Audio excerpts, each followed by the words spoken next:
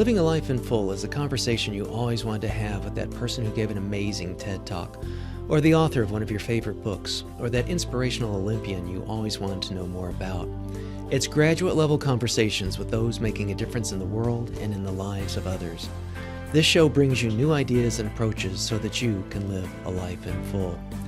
I'm your host, Dr. Chris Stout, and I hope you enjoy this episode.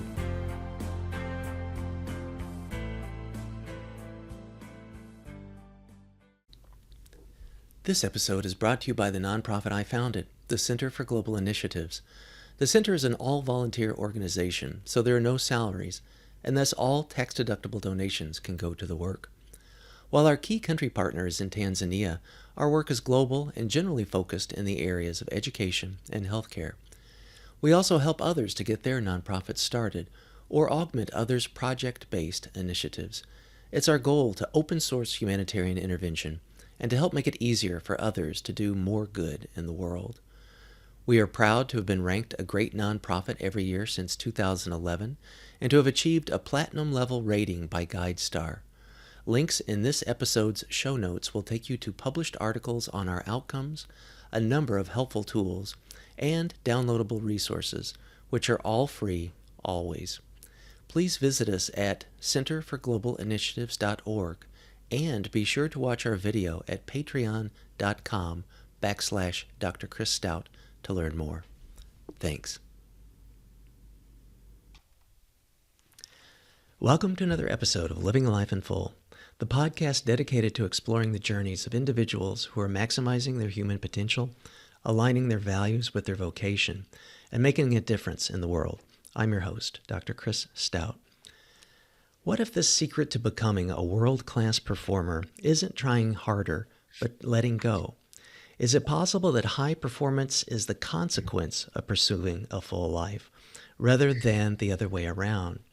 As many of you know, this show is dedicated to exploring the nuances of human flourishing. How can we bridge the gap between high performance and true, deep-seated fulfillment? Today, I'm particularly excited because our guest is someone who has spent his entire career in the laboratory of high-pressure environments, decoding actually what makes the world's best performers tick. In a world obsessed with the grind and external validation, Jim Murphy is the architect of a different path. As the founder of Inner Excellence, Jim has spent decades in the trenches with elite athletes, from the high-pressure greens of the PGA Tour to the explosive intensity of the NFL, from Olympic gold medalists to Fortune 500 executives, teaching them that the greatest obstacle to success isn't the opponent, but the ego. Jim's work is a masterclass in extraordinary poise. He doesn't just coach people on how to win, he coaches them on how to be untethered from the fear of losing. By shifting the focus from results-oriented stress to heart-centered, egoless pursuit of mastery, Jim helps leaders and athletes achieve what I'd call living a life in full. Jim is also the #1 New York Times bestselling author with his book, Inner Excellence, which is a blueprint for anyone looking to bridge the gap between their potential and their reality, proving that when you master your inner world, the outer world takes care of itself. He began his career as a professional baseball player in the Chicago Cubs organization. After experiencing vision issues that ended his playing career, Jim coached with the Texas Rangers as well as the South African Olympic baseball team. He's worked with some of the world's best golfers, including world champions, FedEx Cup champions, and world #1s. The majority of Jim's clients have had the best year of their careers in their first year working with him. In addition to coaching professional athletes and executives, Jim leads Inner Excellence off-site retreats around the globe. And he's the president of the Inner Excellence Freedom Project, whose mission is to build communities to alleviate spiritual and physical poverty around the world. But Jim isn't your typical rah-rah motivational speaker. He approaches performance from the inside out. He challenges the conventional wisdom that success is purely about grit, external goals, or positive thinking. Instead, Jim focuses on what he calls extraordinary poise, helping individuals find a sense of peace and egoless focus even in the high-stakes moments of their lives. Jim, hey, welcome to the show. It's great to have you on. Dr. Stout, that was a lot. Well, it's all you, man. I'm I not mean, sure. I'm, I'm not sure the I'm. best place to start, so I guess we're going to bounce around a bit. um, maybe you You could. should remember that I'm just little Jimmy from Lake Young's Elementary School. That's all who I am. Yeah, right. Well, you've met you kind of telegraphed my next question. Maybe I would like to hear a little bit about your upbringing and your parents. So tell us about those early days. What was it like to be there as little Jimmy?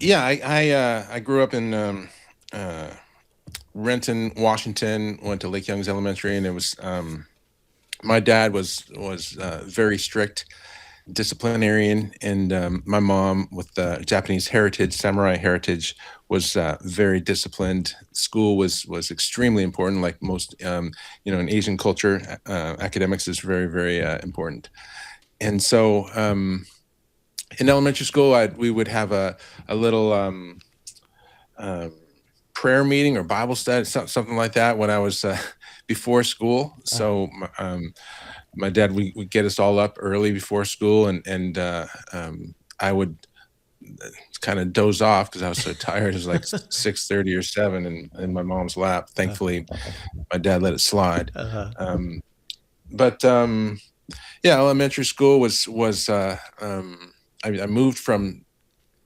Baltimore, Maryland, in kindergarten. My dad got a job in at Boeing, so we moved across the country. Started first grade in Seattle, well, Renton, Uh-huh. and um, it was great until about the third or fourth grade. I started getting bullied, and it was not a normal thing. I wrote about this in my newsletter recently. Typically, people that get bullied are people that are not like me. I was one of the best athletes. I was one of the best students and one of the most outgoing and one of the leaders in my grade. But there was a confrontation I had with one of the other leaders, third or fourth grade, and I felt like they chose him over me, and so I felt rejected, and then that turned into this kind of free fall, and I isolated myself. I stopped playing at recess, and Wow. yeah, it was very intense. And then I started to get picked on because I was now as isolated and became a target. And um, but when I look back on my life and all the miracles that happened, and I see all the low points and how God's been training me this whole time. And if my life was an easy ride, then I never would have become. Uh, I would have been too full of myself, Yeah. and I would have realized how fragile life is, and how much God has done, and how little I've done. So there was sort of a similar experience with that when you came to the Cubs organization. That you were very excited about it. You had these visions of playing pro ball, and here we go. And then you started to experience some vision issues that sort of knocked you out of that. And if clarify for me if my research is right, but they kind of always went undiagnosed. So tell us about that period of your life as well. Yeah, playing for the Cubs was a dream come true when I got drafted. And my dream since I was little was to be a superstar. I always thought I'm going to be the guy that every guy wants to be, cover magazines, making millions of dollars, and the guy that every girl wants to be with. And so getting drafted by the Cubs was a dream come true. And then 5 years later, got injured. Well, my the I had to retire because of a vision issue. It's called dynamic visual acuity. Okay. That's the ability of your eyes to work together, the muscles to work together to track a moving object. And my muscles of the eyes were not able to do that anymore. But the hardest thing was that there was no diagnosis, and nobody knew, Wow. because my eye chart vision was perfect or better than 20/20. Uh huh. And so everything's clear. So I don't know there's a vision issue with my eyes. What happened was I was going to the University of Washington, and I took Spanish 101, and I got a 2.1. I just didn't want to study, and I'd get a headache when I would study. And so I remember how I would buy a can of Coke so I could kind of have some caffeine to try and stay awake while I studied. And I just remember getting 2.1 that term. And then some reason I went to an eye doctor, And then she checked my dynamic acuity, and she's like, "Whoa, here's a problem." And she's like, "By the way, what do you do?" I said, "Oh, I'm a pro baseball player." And she's like, "Whoa, how do you hit the ball?" I said, Wow. I've been having a real hard time." Yeah. And she's like, "Yeah, I can't imagine you hitting a baseball with this vision." And um, yeah, so that the Cubs never diagnosed it. And it started right Wow. when I got into pro baseball. Hmm. I just thought, oh, the baseball is just much harder as a pro. Hmm. Um, and um, but so we'll never know what would have happened if my vision was good as a pro. But Yeah. the thing is, I was that was my obsession.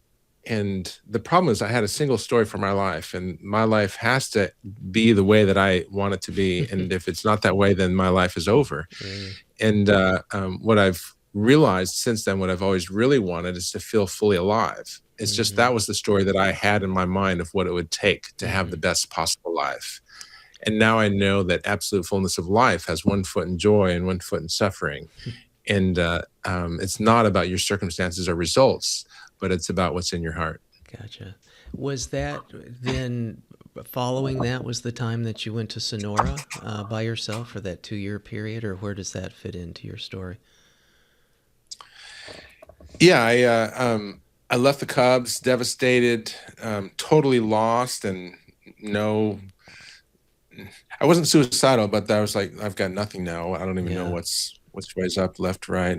I'm driving a truck for FedEx downtown Seattle, and I get asked to coach a high school baseball team in JV for O'Day High School, inner city Seattle, and I never even considered coaching.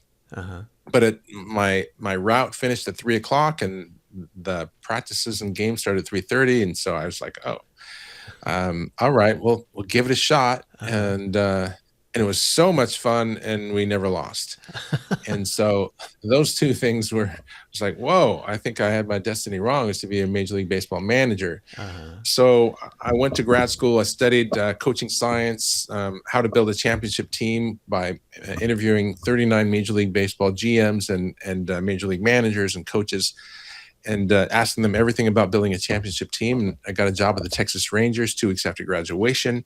And so my personality has always been pretty obsessive. Mm-hmm. I've always wanted to be a superstar and live an extraordinary life. And so I thought, okay, now I'm gonna lead the Texas Rangers to the World Series, and um, keep doing that, and then I'll retire. And then that was a box that was just too small for me to fit in, and I felt like a failure again. Like, what is happening here? I can't believe this. And then I get a call from Major League Baseball asking if I wanted to be the hitting coach for the South African national team for their Olympic trials Uh-huh. in Johannesburg, South Africa. Wow. And and at the time, that was one of the most dangerous cities in the world. And I thought, are they only calling me because I'm the only one that will take the job? I'm like their 10th person they called. But I flew out there, and it was an extraordinary experience. I'm still on a WhatsApp group with the guys from that 2000 Olympic team, Wow. 26 years later. Wow. Our bat boy was living in the tool shed of our baseball field with his brother and mother. Oh, wow. His name is Gifton Gupe. He ends up getting drafted by the Pittsburgh Pirates, plays in the big leagues, first African-born player ever.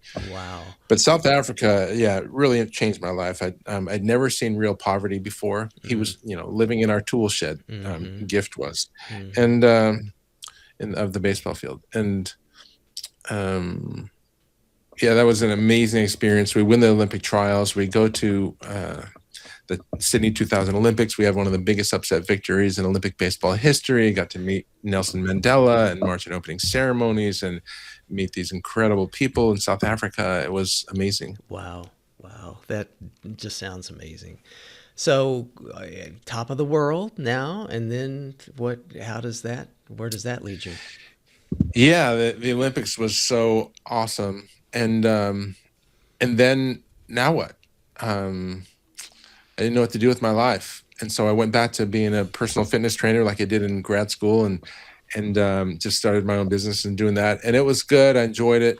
Um, but I was like, a couple things. One, I realized people need much more help than losing 10, 20 pounds or gaining muscle. Hmm. Like, as a personal trainer, you become kind of their therapist. You're listening to their life. And I Hmm. realized I want to have a much bigger impact on their life than just physical. Hmm. And so in grad school, I was kind of unsure. Do I want to go become a strength and conditioning coach for a pro baseball team, or become a major league manager? And so I kind of wanted to have both in case I fell back on one. But I did that personal training for 3-4 years, and I just one day my girlfriend was like, "Jim, what are you doing? I know you're restless and you want to do something else." And I said, "You're right." So you've probably done this a few times, Dr. Stout. I gave away majority of my possessions, moved to the desert to live a life of solitude. And that's where Inner Excellence was born. Wow. So, so no more girlfriend and no more FedEx, or how did Right. why Sonora? And tell us, let's dive into that. What were Yeah, those 2 years like for you? my teammate in pro baseball, Ricky Scruggs, he was my teammate with the Surrey Glaciers in Vancouver, BC. That was the most amazing summer in 1995. Uh-huh. And he was starting a baseball academy in Tucson, Arizona. And he said, "Can you come down for the weekend to help me launch this thing?" And that was the time when I was really thinking about, I need a fresh start. I need to clear my mind, and I need to. I always think about this show. At the time, there's a show on TV called Ellen, from Ellen DeGeneres, and she was this one episode. She was moving. This was back when I had a TV. She was moving out of her apartment with her friend, and her friend was like, "Why are you leaving? We always have such a good time. We could spend hours together and do nothing and just enjoy each other." And she's like, "Yeah, that's why I'm moving, because Uh, in 5 years I would be in the same spot." And that really got to me. I was like, if I don't do something like serious right now, in 5 years, I'm going to be in this same spot. yeah. And I do not want to be here. And so, in this same spot. And so, I mean, my life was good, but I knew I just felt like I was destined for something greater. Hmm. And so, I went to live a life of solitude. My laptop, on its screensaver, these are for the younger generation, long time ago, screens needed saving. And so you had the scrolling phrase or whatever on your laptop that would keep moving across the screen, and mine said, "Those destined for greatness must first walk alone in the desert." And so that's what I did. I flew out to Arizona to live in the desert, to live a life of solitude. Wow. It was that a period of obviously self-reflection and examination, but then is that what yielded your book? Was that a result of that time? Yeah, definitely. I didn't know, I had no intention to do any writing at all, except for in my journal. Mm-hmm. I just didn't know. And all I knew was, I feel like I'm destined for something greater than this, and I want to make sure that I turn over every stone to figure out what that is, and that I don't come to the end of my life and realize that I hadn't fully lived. Mm.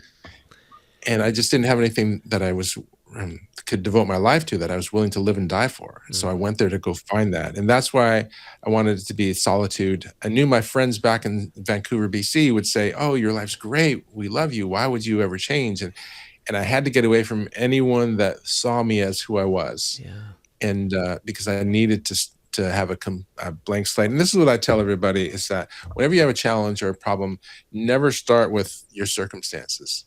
Mm. Always start with, if anything was possible, what would I do, and work backwards from there. Oh, I like that. How did you know when the time was up?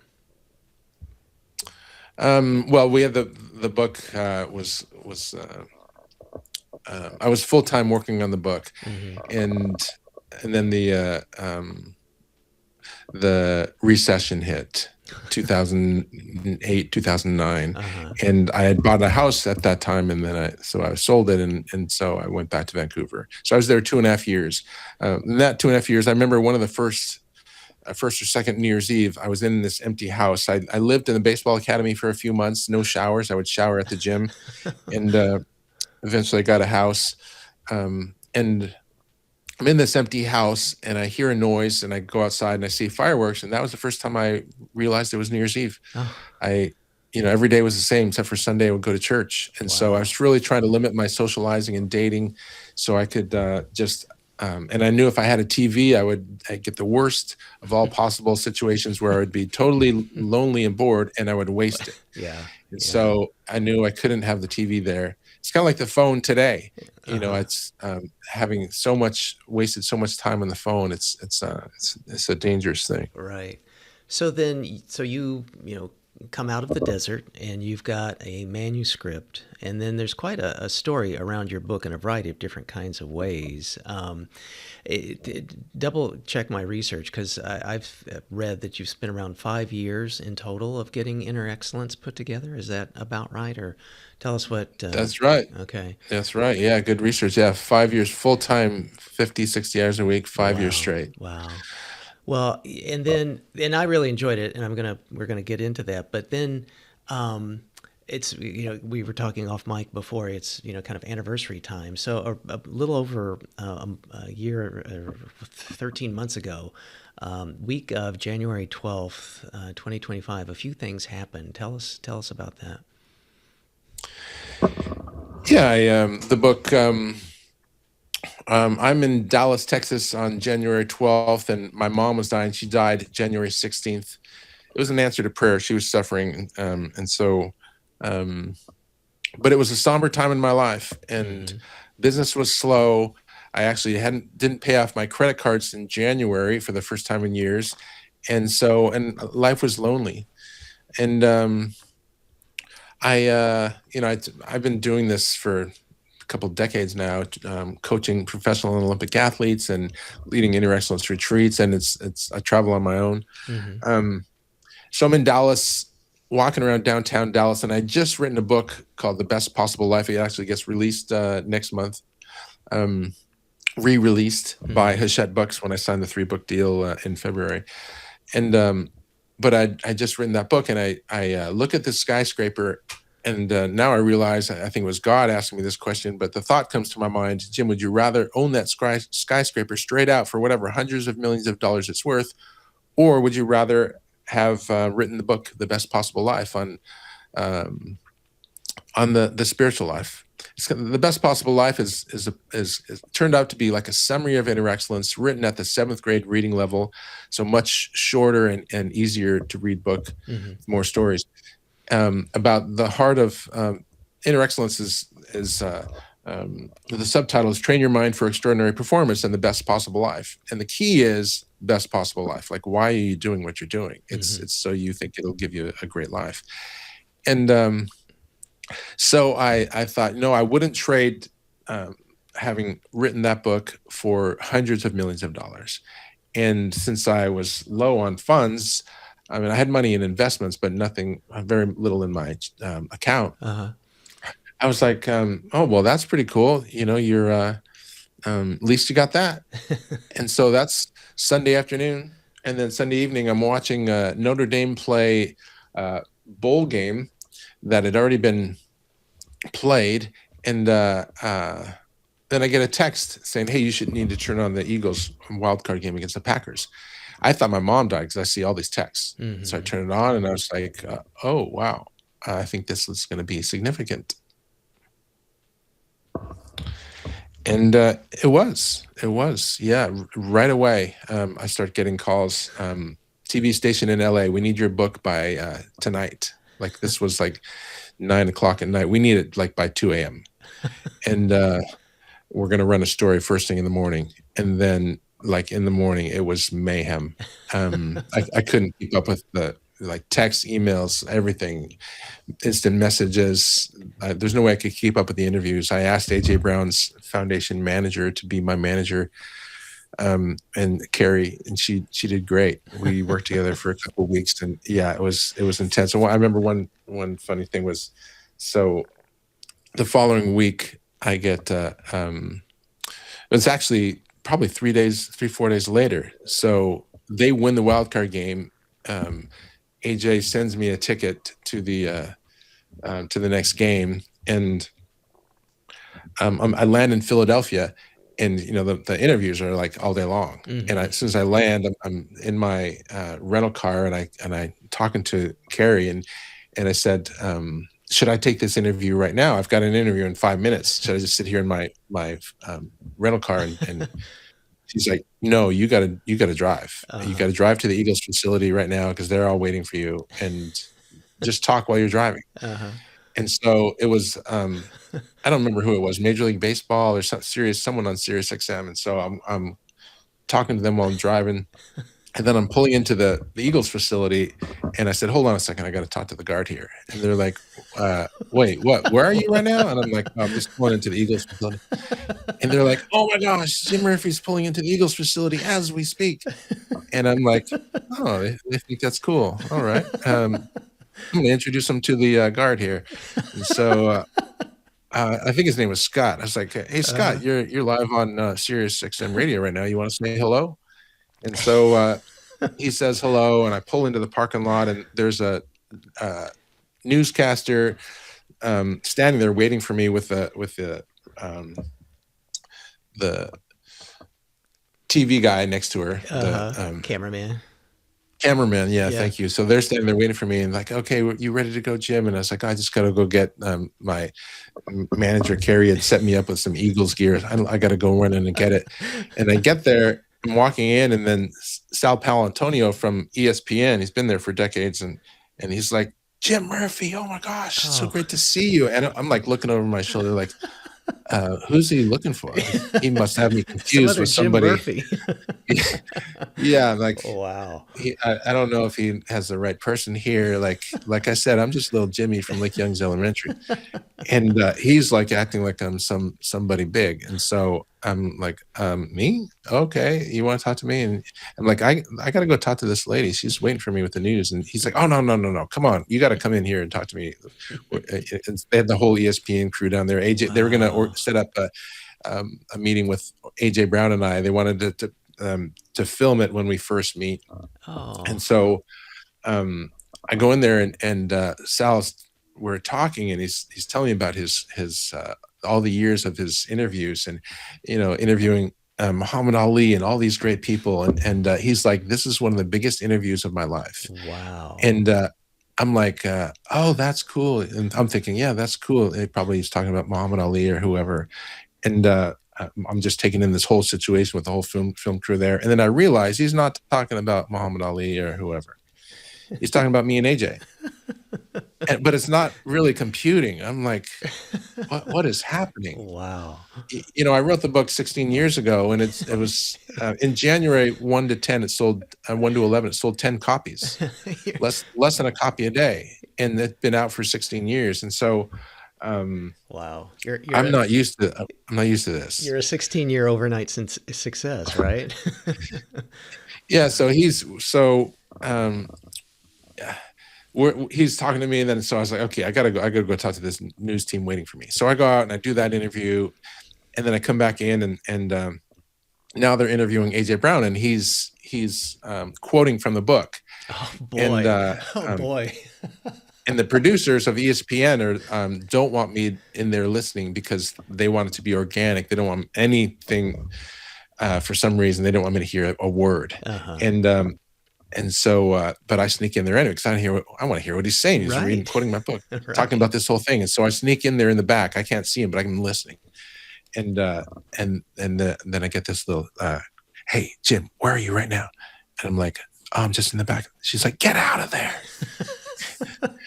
And so I'm like, okay, I'm gonna get out. And so they were really adamant. It has to be the first time meeting him. They wanted to film it. And so, yeah, they filmed it, and AJ was amazing, and very gentle and humble, and yeah, it was really cool. That is so cool. Well, and I want to take a quick little step back to be clear for people to know that AJ was sitting on the sideline, camera just sort of probably randomly, picks him up and, just kind of doing almost B-roll kinds of things when there isn't any action on the field. And there he is reading your book. Now, first of all, I don't know whoever has seen anybody on the sidelines reading a book. No, and then let alone that it could be tight enough, that that they could see the title, and then everything else cascades from that. And wasn't there also? I think I read in your newsletter a recent edition about, like, did Snoop Dogg pick it up too or something and made a meme out of it, or what was that? Yeah, Yeah, what that was was kind of that? cool. So, Yeah. things happen so fast. So it becomes this huge story, and Yeah. then turns out that he'd been reading it before every game, like for most of the year, if not all year long. And he said he would read it to get centered before the game, and then after every drive, he's on the sideline, he would read it to get recentered. Hmm. And I had no idea. I found out when everyone else found out. I saw a Wow. picture of him in uniform with the book about a month earlier, but it was just a photo. Uh-huh. I had no idea. Is it Sure. photoshopped? Right, What is he right. doing? I don't know what's going on. So I just Uh-huh. blew it off. And then turns out his teammate Moro Ajomo, one of the defensive linemen that dominated the Chiefs in the Super Bowl, he gave it to AJ, and Oh. Moro got it from the Athletes in Action rep, DJ Girardelli at University of Texas, where Moro went. Uh-huh. And so and then AJ, now it's become there's a couple of things that made this such a big moment. One, it was a wild card game, the first playoff game, the only game going on Sunday night. AJ is one of the biggest stars in the NFL, maybe one of the best receivers in the NFL, and playing for the Eagles. The Eagles fans, I didn't even know this at the time. I played college football. I'm a football fan. Um, the Eagles have the most intense fans of any team in the league. Mm-hmm. They're very, very intense and Yeah. very, very loyal. Uh-huh. And so something big happens. They're on it. And Uh-huh. this book was a big thing. And so they were on it. Wow. And so every game after that, like, fans are bringing the book to the games. Oh, man. They're carrying it in the streets. Wow. And they show AJ reading it every game, and they win every game, and then they win the Super Bowl, and the fans in the Super Bowl have it in the stands. And yeah, it was And now, crazy. so was Snoop Dogg a big fan too, or how did? Oh, okay. And then we get to Snoop Dogg. Yeah. So one of the things that happened was one of the TV stations said, we want to put, Super Bowl commercials are famous, right?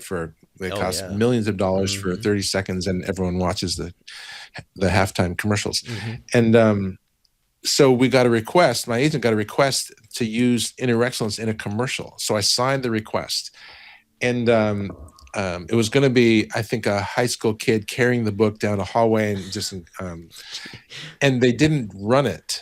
I'm sure they have a lot of commercial ideas, and this was maybe one of the came down to the end, but in the end it got cut. And so that would have been such a big thing, and it was kind of disappointing. So then, I signed the agreement. Yes, let's do this. Well, the NFL Honors, which happens the week of the Super Bowl in New Orleans, I was there for that Super Bowl, and I didn't go to the game, but I was there for 9 days and all week and doing interviews. And so the honors dinner, I'm sitting at the awards banquet, not dinner, it's a gala. Uh-huh. And I had signed an agreement saying, could the NFL use your book in a skit during the gala? And, but it didn't go on the Super Bowl commercial. And so I was like, yeah, sure you can. And then, so then they do a skit, and I'm not a big celebrity guy. So I got there, like my agent said, I get there an hour or two early, and everyone else is trying to get selfies. And I'm just sitting in the auditorium, just waiting. And then they finally start the show, and they do a skit, and they didn't tell me it was going to be a Snoop Dogg. All they said is, can we have this for a skit? I said, sure. And so they do a skit, but there is no Inner Excellence. And so I'm like, oh, okay, this is probably like the Super Bowl. It's not going to happen. Mm-hmm. And so I'm starting to think, you know what? Would I rather be watching this on my TV in my hotel room, or sitting right here at 12th row center with all these celebrities? And I'm like, I think I'd rather be in my hotel room. And then I thought, you know what? I wouldn't even be watching this. I'd probably be sending emails out. And so that's how I felt after that first skit. And then Snoop Dogg came on, and I'm like, oh my gosh, this is amazing. So there was a break, and then after intermission, they open the curtain, and there's Snoop Dogg sitting on the stage with my book in his hand, and they do a whole skit on it. He was like, "Oh, sorry, I'm just sitting here reading, catching up on my inner excellence." And then they said, "Josh Allen, he's reading books too." And then they showed Josh Allen, and then a bunch of people. So Oh yeah. gosh, I just love that. That is just so charming and Cinderella. Golly, that is just so cool. That is so cool. Well, I think this tees us up very nicely because now we can kind of do a full-throated dig into the book. But before that, with all this, falderah around it, I want to read a few things, a few reviews of what some others have had to say about it. So, Vaughn Taylor, 3-time PGA Tour winner, said about your book, Inner Excellence changed how I see the world, how I think, and how I play golf. Brandon Parsons, PGA Tour veteran caddy, said, Inner Excellence transformed my life as a caddy, father, and husband. This book is a masterpiece. Teddy Scott, PGA Tour golf caddy to world number one Scotty Scheffler, said, Inner Excellence is an instruction manual that will teach you how to perform under pressure and live the best possible life. It's something I'll refer to for the rest of my life. And Ryan Dodd, world number one ranked water ski jumper and current world record holder, said, Inner Excellence changed my life. And also in my research, I saw that on Amazon, you have as last tally, an average of 4.7 out of 5 out of 3,751 reviews. So, man, all high praise, Jim, and well deserved. So, bravo. Thank you very much. I really, there's a book in the book, Best Possible Life, that's coming out. There's a section called the Michael Phelps model. It's the 98-2 model about Michael Phelps, and the idea is Michael Phelps won 23 Olympic gold medals, more than most countries have ever won in their history. And so, who gets the credit for that? God or Michael? The universe or Michael? And so, let's look at if you were to divide it up into 100% credit, how much would the universe or God get, and how much would Michael get? If you were to be accurate. And of course, there's no way to know exactly, but I think it's a very good thought process and question. And so in the book, I say it's in my opinion, Michael definitely deserves a lot of credit because he went 5 years. Legend has it 5 years without missing a workout. Wow. And so I believe he deserves 2% credit, and God 98. Yeah. And so because every single thing that he did was a gift. There's all these gifts given to him that allowed him to do everything, having a mind that was motivated, a body that could swim fast, and a pool to swim in, all these different things, the country he was born in, the century.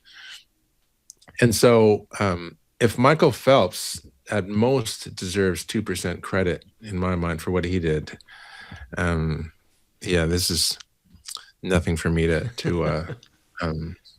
say anything about. I appreciate that. Yeah, I think it's very interesting in the context too of having that kind of appreciation, because I think there's so many people in the world that don't have that kind of respect or that kind of perspective, and just become very narcissistic around it, and kind of start reading their own publicity, as the joke goes. So I want to get into some of the philosophical things that both books deal with, but I have to put on my nerd hat here just for a second. So longtime listeners know that I like to talk a lot about book mechanics and things, and sometimes it's a design aspect of the book, or certain kinds of technical things that the author or the publishing house did. One of the things I'm kind of curious about yours, just albeit a little superficial in what we're going to get into, this book the Inner Excellence book has an interesting publishing backstory, because you talk about the 16 years that it was out, etc. Did you buy back the rights and then self-publish, or did you resell the rights after it was a New York Times bestseller? Or what was all the machinations behind how that happened, and what you did and how you went about doing it?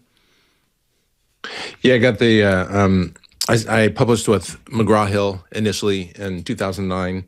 Um, and then I don't know how many books it sold in that time. I got the rights back around 2018. My guess, if I were to guess, it would be about 6,000 or 7,000 copies. People would ask me, how many books has it sold? How's it doing? And I never knew because I never really tracked it. I just said, all I know is that it's not a New York Times bestseller at the time. And so I had an affirmation on my phone that I'm a New York Times bestselling author. I had that for I don't know, years probably. And so that was about 2018. I got the rights to it for free, and it wasn't really selling much. Oh, and then really? 2000, Okay. yeah, 2020. I didn't really. You can still get it on Amazon. It's a red and white cover, a guy balancing on some nails in a business suit. They wanted to put it in the business section, and I had no control over the cover. And so I said, yeah, put it in the business section. And I didn't like the cover. Yeah. I wanted a cover similar to what it has now. And so 2018, I thought, I'm going to republish and put it on the cover that I want. And so that came out in 2020. And initially I thought it was going to be just about a 10-15% rewrite, but it turned out to be significant amount of rewriting. It's the same concepts, but hopefully I became a little bit of a writer over the years. And yeah, so that came out in 2020. Gotcha. Self-published. Wow, good for you. Becoming a New York Times bestseller of a self-published book is pretty amazing. So, and I have one final question before we get into the meat and potatoes. How do you know how AJ came across it? Yeah, he got it from his teammate Morrow. Oh, from Morrow. Oh, okay. And Morrow, right, because he knew you or of you? He got it from DJ Giratelli. And okay, gotcha. University of Texas. Gotcha. Thank you. Okay, good. So let's get into that. So a lot of the, you make a key point, I think, that a lot of us, myself included, in Western culture, played kind of the wrong game, that we're working hard to be successful, to get better results, to get better circumstances, better living situations, whatever that might be. And we think that all those kinds of things will lead to the better life for ourselves and for our families, almost kind of like maybe a variation on your point about being in Dallas and seeing that skyscraper and, thinking what, of these, if I had two choices, what would I pick? But the problem, I think, that you talk about is that we can spend our whole life, trying to be successful, whatever, with air quotes, successful means to that person, and really not get what we want, which might really be a more, spiritual, fulfilling, meaningful life, having amazing experiences, as you talk about, deep, enriching relationships with others, and then feeling more alive. So could you maybe unpack that in terms of what the book says and your general philosophy about that, Jim? Yeah. I always thought the best possible life was where I'm going to have really, really great circumstances and really great results, and then I'm going to have a lot of money, and people are going to adore me, and I'm going to have a beautiful wife and kids, and that's going to be it. That's going to be my life. And I realized, and this is kind of what I do with every client, is I wanted to feel fully alive and pursue absolute fullness of life. And I realized that if you pursue fullness of life, first, foremost, primary, then everything else is added to you. But if you pursue, I just want to be the best at whatever it is first, there's way too much out of your control. Then it becomes very stressful, intense. And so inner excellence is about developing the whole person first. And because you don't even know what's best for you. You can spend your whole life say, I want to be the best electrical engineer in the world, and I know exactly what I want to do. I want to build these rocket ships. And then that may not be the best thing for you, even though we don't know what's best for us. Like you could have your 10 hopes and dreams, biggest goals of your life, and the 10 biggest fears. And those could be flip-flops. The 10 dreams could be the worst thing for you, and the 10 fears could be the best. And so since we don't know what's best for us, we, instead of holding tightly onto, and I'm a performance coach, I get paid to help people to perform the best of their lives. And so I'm not saying don't go for your dreams. I'm saying, since you don't know what's best for you, go for your real dream, which is to feel fully alive. And that means to develop the whole person, which means to develop your heart. And you, I think, have said in the book, with leading with the heart is then letting go of the mind. Is that vis-a-vis ego, or what do you think about that? Yeah, we use the mind to train the heart, and the mind. I talk about in the book called "The Trickster." Uh-huh. This is a John Kehoe term. He wrote a great book called "Mind Power into the 21st Century," and we have this part of our mind that lies to us. We can't even trust our own mind, and so we need to understand that you are not your mind. Your mind is a part of you that needs to be trained. And psychology is great. I use that with all my clients, but psychology is far too limiting. We need to get farther than the mind. We need to get into the subconscious, and we need to get to the heart, because that's where everything happens. Everything that you think, feel, say, do, it comes from your heart and subconscious. And everything that you read, watch, listen to, people you spend time with, all those thoughts, that energy is all going into your heart and subconscious. And so that's why Inner Excellence has 9 disciplines. And one of those is to fuel your heart. And in that context, is that then, I mean, it almost seems like a reciprocal kind of aspect of like having greater presence and fearlessness helps, support that, and having that then also helps to be more present and mindful and selfless, right? I mean, is that sort of the, it's a dynamism. It goes up like a back and forth. Does that make sense? Yeah, the number one thing about you is your energy.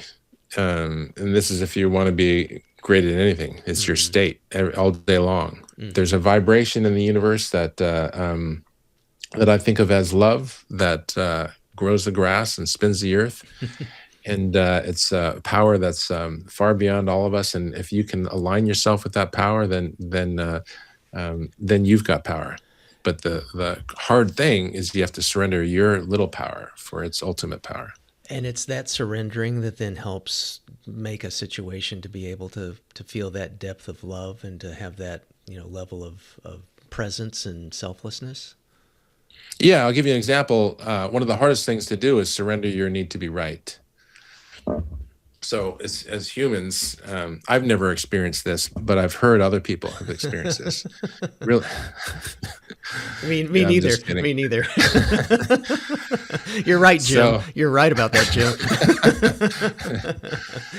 Yeah. So it's one of the hardest things is surrender the need to be right. And the way it all works is that our deepest need is for love and acceptance. Mm-hmm. And if someone says I'm wrong, or I think they think I'm wrong, then I don't want to lose my sense of self. That's number one, is who I am. Is, if I'm gone, then I'm gone. And so I need to maintain my sense of self, which means when people think I'm wrong, and I have to make sure that I don't look bad or I don't look wrong, because then I'll lose a part of myself. And that's the big fallacy, and because that's the big mistake, is constantly defending self, whereas the problem is self getting in the way. And when you're selfless, you're fearless. When you're at your very best, there's no thoughts of self, no concern for self. Self fades into the background. Gotcha. In your book too, you talk about maybe we can kind of start to deconstruct or unpack some of these, the 3 principles of inner excellence, and that everything is here to teach me, to help me, and is working for my good. Did that come from the time alone in the desert, or how did you come to develop that, and maybe talk more about that? Yeah, the what happened in the desert is I realized I wanted to write the best book ever written on mental toughness for pro athletes, pro baseball players specifically. Then I realized it's for all athletes, and then I realized it's not for athletes. It's for all of us. We all have challenges. We all have a mind that lies to us. We all have limiting beliefs and negative thoughts, and a single story for our life. My life should go like this. And so I realized the heart is the key to your life. But how do we train the heart? I've never read the Train Your Heart manual. So I was like, man, what do I do? And then I realized that this is a spiritual path that we're on. And training the heart is the most important thing you'll ever do. And we have this ego that we all have this part of our mind that's always threatened, always comparing, never satisfied, and which I call the ego. It may not be the same definition as Freud or anyone else, but it's so important to define terms. So we're talking about the same thing, and that's how I define ego. And so learning to shape your environment so that you're constantly being fed empowering things is so important, because in the end, the big goal is to love most what's most empowering. I really like that. That really resonates with me. I think, you know, in both the books, I mean, you talk about, courage, and you also very positively say, we can all be courageous, and I like that. You know, I like that better than like a lot of the other stuff that tends to be a little bit more pablum like, of, grit, or, embrace the suck or whatever. I mean, I get all that, and we all do all that, at different times. But I think when you kind of frame, I think some people maybe disconnect. I'm not a courageous kind of person, or I have all these foibles, I have all these problems, I have all these neuroses. But I think one of the things I got from both your books in different ways was, the ability to see courage as an act of love. Not necessarily. I mean, there's probably a sprinkling of, you might think of bravery or something like that. But tell us, maybe fill in the gaps about what you think about courage, and how we can start to apply that, or listeners, myself included, can apply that in our daily lives. Yeah, I think everyone's courageous when it comes down to something that what they love most is threatened. Mm-hmm. It's I think there's an interesting quote. Michaela Schifrin just won Olympic gold medal, the skier, and she said something about confidence and belief, and she said that belief is more important than confidence, and I believe this is 100% true. Confidence is definitely overrated. Belief is super important. And so the way I think about confidence and define confidence is a term in psychology they call self-efficacy. Mm-hmm. And that's where the feeling that I can accomplish a task. I can do this thing. I can make this free throw or this putt or whatever. Mm-hmm. And so as a performance coach, I was surprised when some of the best athletes in the world tell me they want more confidence. But I've realized over the years that confidence is great, but what's even more powerful than confidence is to be fully present. And belief is underlying. So belief is a subconscious comfort level with what you feel is possible in your life. And so if you feel the greatest confidence is to feel that you're going to be good no matter what. Mm-hmm. And I don't know how you feel that without faith in God, but if you can, that's great. But to feel that no matter what happens with this outcome, with this season, that I'm going to be fine, that's the most confidence that you can have. Because what happens is people get so caught up in transactions every day, and just reacting emotionally. And this is the problem. We need to constantly pull ourselves out of this what I call the third world of results and circumstances, and into the first world of what's eternal and true, and capital T true. Otherwise, we're going to live a life of frustration and anxiety. Wow.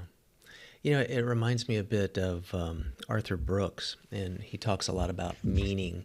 And I think one of his things is, he's great. Yeah, I'm a big fan. And his thing, kind of like I don't know if it's a litmus test or what, but like a thing to almost like a meditative cone or something of, why were you born and what are you willing to die for?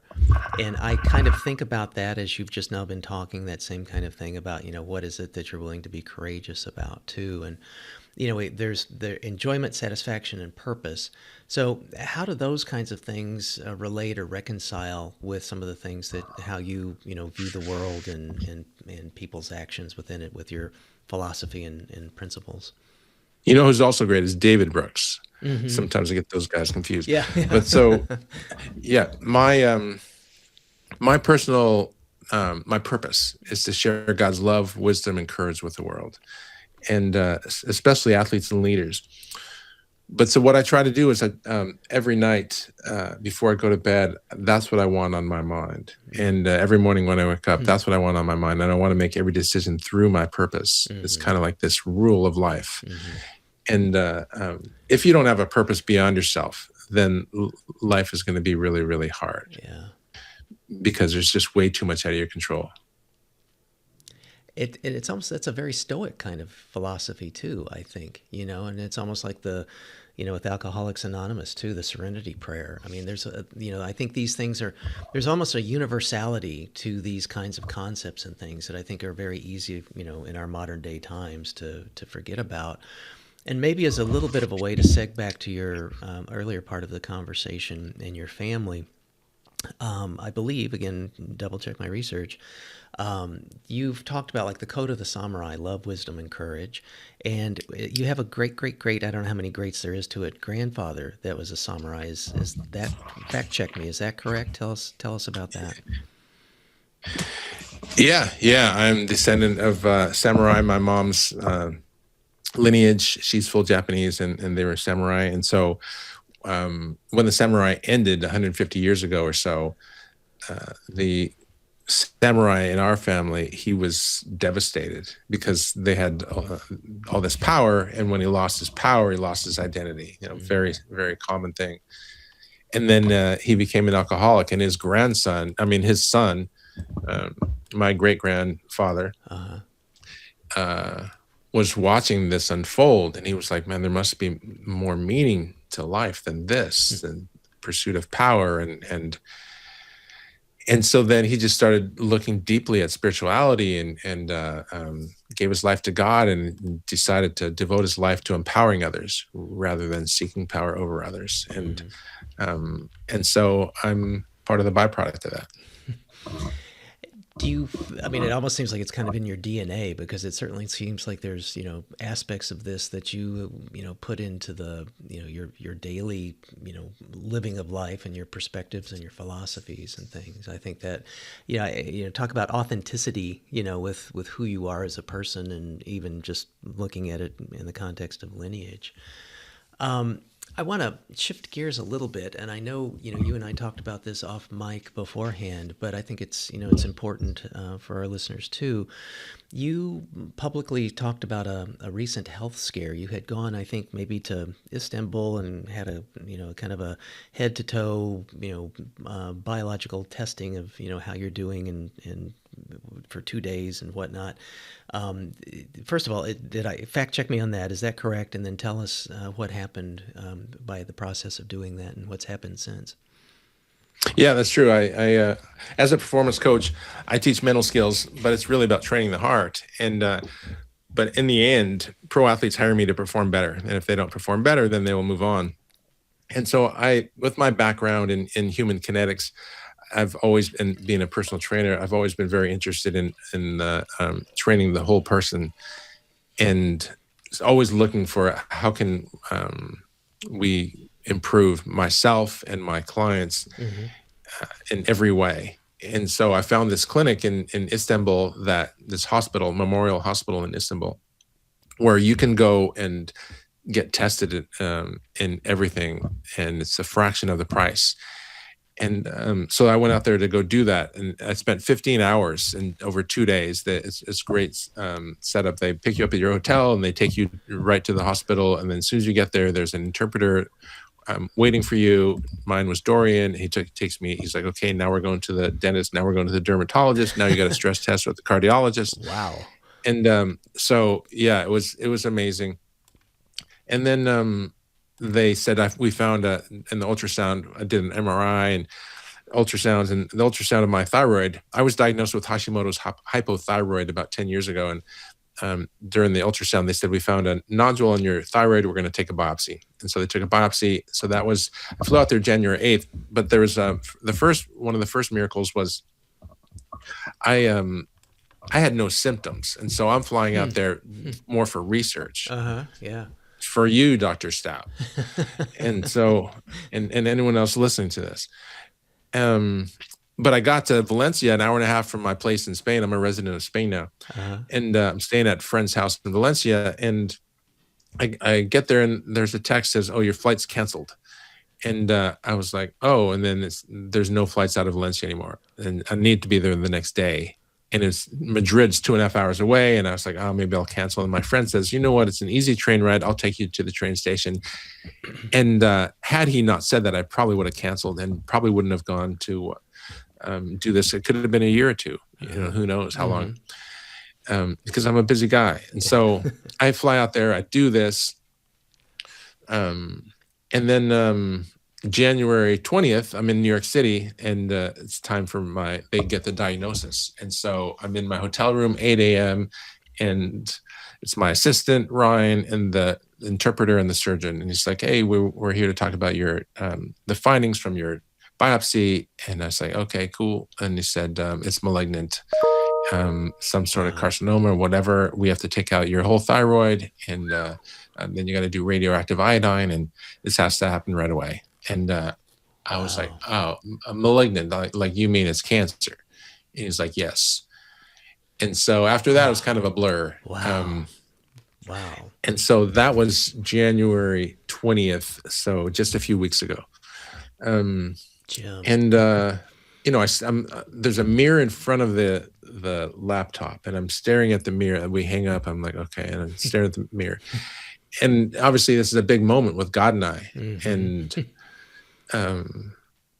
And I think I probably stared in the mirror for probably a minute, and just silence. And it was like, I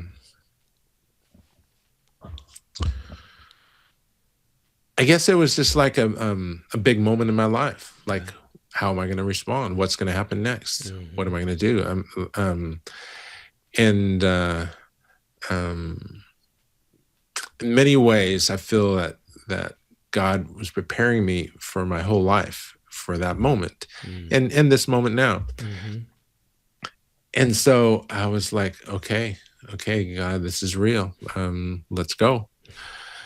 And I've always kind of had this mantra that I want to fully live or die, be ready to fully live or die at a moment's notice. In other words, I always want to be able to capture wisdom from an 8-year-old or an 88-year-old or a homeless person. I want to recognize it quickly. And if it's time for me to die and give up my life for someone else, I want to have the courage to do that. And so this was one of those moments. But now I didn't have full insurance in the States. And I was like, okay, what do I do? Do I fly to Istanbul where they don't speak English? Wow. Do I go to Spain where I'm a resident, but I don't know how long it would take to get surgery? Or in the States, it could be $100,000. And so many different questions. And then the miracle doctor was this. I don't have time to tell all the miracles, but I had flown into Atlanta, Georgia on the 15th, and because I thought I might have a keynote in Savannah, and I wanted to go be on the East Coast to go meet some clients, and so I just decided to go to Atlanta while I was waiting for my meeting. It turns out there's a CEO named Kelly, who was the CEO of Hill Point Real Estate. And I just done an interexcellence retreat with him and his leadership team in October. And it was an extraordinary time. He ended up flying me in his jet to Florida and offered me some land to develop the interexcellence retreat center. It was an amazing experience with his leadership team and him. And so I was there. I was in Atlanta. I was like, oh, I think Kelly's here. So I said, hey, you want to go for dinner? We go for dinner. And then we set up a meeting with more of his leadership team to do some subconscious work, where we remove painful memories from anyone, and so they're no longer can be a mental block. So we set that up for the first week of February, just a few weeks ago, and then January 20th happens, and I called him. I said, "Hey, we might need to reschedule," and he says, "Let me call my doctor." He calls his doctor and sets me up with one of the world's leading thyroid centers in Tampa, Florida, and one of the leading surgeons in the world. All they do is thyroid surgery. It gets it done in 2 weeks, surgery, everything done. And they said it's going to cost $30,000. And then he said, I'll pay for it. Oh my gosh, Jim. That all happens 2 weeks from diagnosis to surgery. Diagnosis January 20th, surgery February 3rd. And then on top of that, another miracle, 0 pain. Oh. Like I've got a big zipper across my neck right now. It's like 3-4 inches long, and no pain the whole time. And another miracle. Wow. Jim, man, I am speechless. That is amazing. Oh, thank God. That is just amazing. Wow. Gosh. Yeah. So the question is, like, what's going on here? What happened? You Yeah. know, Yeah. is God with you or not? Yeah, I Like, was what gonna is this? say, Just a let's go back to random those thing? those percentages. Man, with the Phelps Yeah. example. 90 and 2. Man, Yeah. And wow. so I have this book coming out next month, and I really think that book's going to change lives all over the Yeah, world. It's so yeah, much easier to read than Inner Excellence. It's much shorter, and I think more powerful. yeah. Well, and I And I think, go ahead. no, I was just gonna say I like the story way that you went about doing it too. So, but I didn't mean to interrupt your flow of thought. Sorry. Yeah, and I think it's God is preparing me for that. And Mm-hmm. if you want to do something great in the world, especially align yourself with the creator of the universe, then you need to have a certain level of an accurate view of self, which I define humility as an accurate view of self. Yeah. And to realize that life is very, very short, and it may not last through the day. Mm-hmm. And when you can remember that, this is a very samurai idea, inner excellence idea. When you can remember that you may not live through the day, then you can be more present. Yeah, that I mean, it's so true and really poetic with that too. And again, just reminds me of how the Stoics looked at that as well too, the memento mori kind of philosophy. So I have a few other things I want to segue into, and maybe this also kind of tees us up nice for that. But I want to be, cognizant of your time. Do you have a little bit more time for a Yeah, few more yeah, questions? we're good. Okay, good, good. So the nice segue of this is that you also, and you just now said with this experience there in Georgia, that having a center and having someone support the foundation, the Inner Excellence Freedom Project.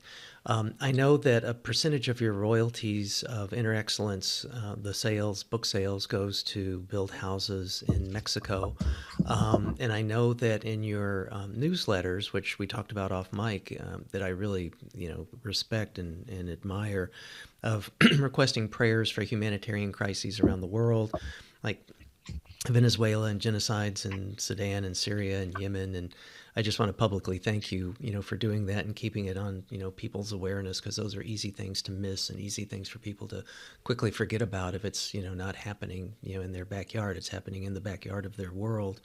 So, and you've also said, I love this, I wrote it down to talk to you about, that we need the poor more than the poor need us.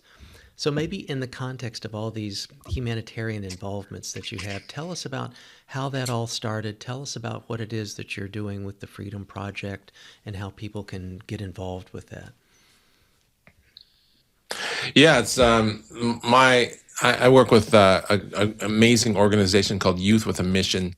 They have a division called Homes of Hope. It's a Christian organization, and the Homes of Hope builds houses for families all over the world in 2 days. And the Wow. organization has no one takes a salary. Not even, there's no CEO that makes $1 million a year. That every single person in the organization is all volunteer, paid by donations that they get. Each person solicits their own. And so I had built my first house probably 24 years ago. And it all started with, I'm in church and I'm talking to my friend Ramona, and I was like, you know what? I need more people that are going the direction that I want to go. I need more people that believe in God and are Christians. And she said, write it in your journal and pray about it. So I just wrote a quick little note in my journal: Dear God, please bring me more Christian friends. Amen. And then a few weeks later, there's this opportunity to go build a house in Mexico with another church and our church. And so I went, and from that was 2002. So in 24 years, I still have lifelong friends from that one prayer and church house build. And in fact, the leader of that expedition is now my spiritual mentor, Nick Osborne. Wow. And it's so that was incredible. And so that was the first house we built. And then my friend David Bental, 10, 12 years ago, he's in Vancouver, BC. he goes every year, every November, to build a house with Youth with a Mission, and invited me, and then I start to go with him every year. And then I just started to ask, what can we do more? How can I get more involved? And I lead inner excellence retreats around the world with corporate retreats and pro athletes and executives, but most people wouldn't be able to afford one. Mm-hmm. And so I thought, what if these inner excellence, the YWAM house build the house start to finish in 2 days. They're life-changing. Yeah. And you need no experience. It's for anybody. And you could bring your kids. They're amazing. Mm-hmm. And so I thought, what if I combined an inner excellence retreat with the house build? We did it together, add an extra full day for the retreat, and then people can do both and get their lives changed and do it for a fraction of the cost they normally would. Perfect. That's brilliant. So now we do it twice a year. The next one's coming up in April. It's in Ensenada or Tijuana, Mexico, and they just had all the violence in Puerto Vallarta. Yeah. And so there's a lot of fear there. But what I told my team is that 2 things. One, life on the ground in Ensenada has not changed, and so it's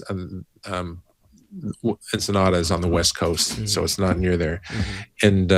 and we're going to monitor it closely. But 2, the poor are still going to need their houses. Yeah, that's not going to change. Exactly. And in the end, if you believe in God, then I told my friend, I'm safer if God wants me to go. I'm safer with him in the hands of a drug dealer or cartel boss than I am in my own hometown. Yeah.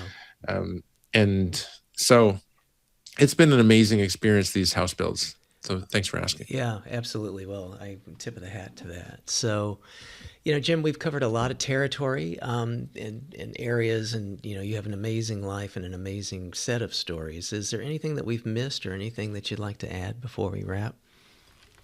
Well, I think right now the world is filled with fear. There's so much anxiety and fear and out of our control, and things out of our control, and so many people that identify as Christians that are very antagonistic and judgmental. Mm-hmm. And I want the listeners to know that there's hope, and that you can live an extraordinary life filled with deep contentment, joy, and confidence today, no matter what your situation. Mm-hmm. And it's not circumstance dependent.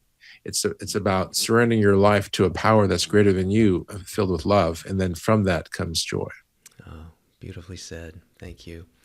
So what's next? You had mentioned the Hachette deal and I believe my research, again, correct me, fact check me. Do you have a 3-book deal? Are you have more ideas in the works, or is it just focused on the Best Possible Life revision? Yeah, that's right. So a year ago, Valentine's Day, signed a 3-book deal with Hachette, Inner Excellence. So they took the self-published book and that got republished April 29th, 2025.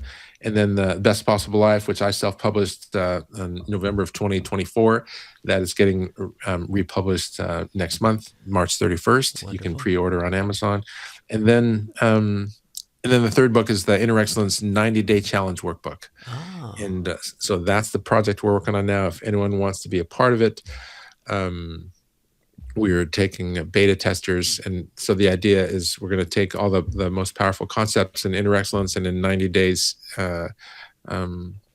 change your life. Wow. Well, that tees me up nicely. You're very good about teeing up my next question. So for listeners that want to be involved in that project, want to learn more about you, want to learn more about the Freedom Project, get your books, subscribe to your Substack, volunteer, what are some of the best ways to do that? And we'll put that in the show notes for folks. Yeah, sign up for my newsletter. You go to innerexcellence.com and sign up for the VIP newsletter, or go to Substack, either way. I'll be doing live Q&As regularly, several times a month for all the $7 a month paid subscribers. Great.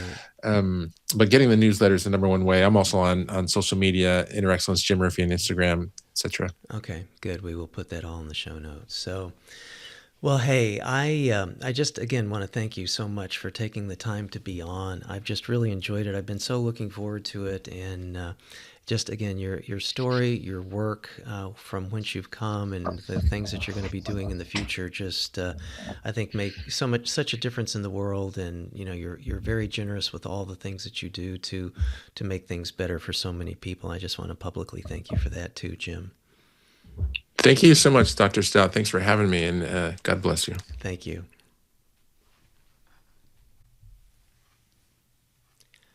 As a reminder, listeners can read a summary of this episode and access links to the show notes via my LinkedIn Top Voice companion article, along with past guests as well. I hope you enjoyed this conversation as much as I have, and I hope it will help you in your journey to living your life in full. Until next time.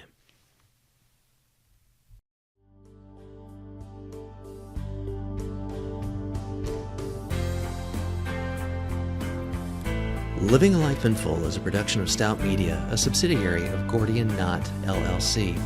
Assistant producer, Gracie Wong. Music, Dan O'Brien. Executive producer and host, Dr. Chris Stout. To learn more, stop by our website at Life in Full for show notes. And please recommend us to your friends and subscribe on your favorite platform. And as for the obligatory disclaimer, this podcast is for general information uses only and does not constitute the practice of psychology, medicine, nutrition, or other professional healthcare services, including the giving of medical or psychological advice. No doctor-patient relationship is formed.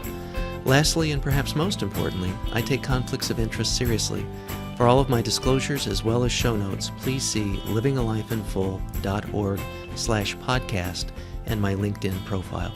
Thanks, and until next time.